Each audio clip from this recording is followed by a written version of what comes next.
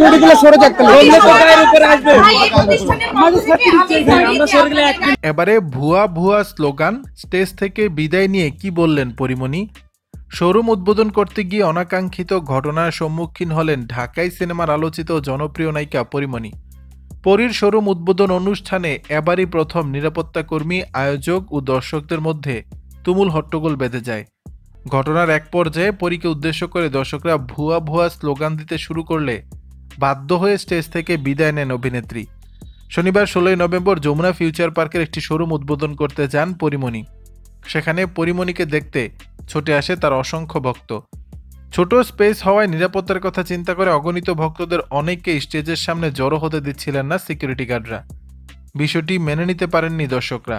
ক্ষুব্ধ জনতা ও দর্শকদের অভিযোগ, সিকিউরিটি গার্ডরা স্টেজের সামনে শুধু ঢুকতেই বাধা দেননি, তারা মেয়েদের গায়ে হাত দিয়ে নির্দিষ্ট স্থান থেকে সরিয়ে দিয়েছেন, যা ক্ষোভ তৈরি করে উপস্থিত দর্শকদের। এদিকে ঘটনাস্থলে হট্টগোল বেঁধে যাওয়ায় পরিস্থিতি সামলাতে পরিমণি মাইক হাতে নিয়ে উত্তেজিত জনতা দর্শকদের শান্ত করতে চেষ্টা করেন। বলেন, প্রতিষ্ঠানের পক্ষ থেকে আমি দুঃখিত যে আপনাদের ঢুকতে দেয়া হচ্ছে না। পরি আরও বলেন, আমার সাথে কখনো এমন ঘটেনি, প্লিজ আপনারা শান্ত হন। আপনাদের সহযোগিতাতেই আজ আমি এখানে, আপনাদের জন্যই আজ আমি এখানে এসেছি। আপনারা প্লিজ নিজেদের মধ্যে ভুল বোঝাবুঝি বন্ধ করেন। আপনারা প্লিজ কারোর প্রতি ক্ষোভ, কারোর প্রতি অভিমানে বিশৃঙ্খলা করবেন না। এরপরই ভক্তরা আরও উত্তেজিত হয়ে পড়েন। অনেক হয়েছে এই বলে পরিমণিকে উদ্দেশ্য করে ভুয়া ভুয়া স্লোগান দিতে শুরু করেন তারা। এমন পরিস্থিতি দেখে আমার আর কিছু বলার নেই বলে স্টেজ ছেড়ে চলে যান পরি। অনাকাঙ্ক্ষিত ঘটনাকে কেন্দ্র করে ওই দিন রাতে একটি স্ট্যাটাস শেয়ার করেন পরি। লেখেন, যেখানে আমার সামনে আমার সাংবাদিক ভাই, বন্ধু, কলিগরা অসম্মানিত হয়, সেখানে আমি কি করে সম্মানিত বোধ করব।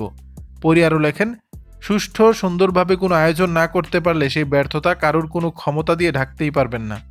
আপনারা অবশ্যই নিজ সম্মান বজায় রাখতে সংবেদনশীল হবেন আশা করি। যমুনা কর্তৃপক্ষের প্রতি আমার বিনীত নিবেদন। দর্শক, বিষয়টি নিয়ে আপনাদের মতামত জানাবেন নিচের কমেন্ট বক্সে।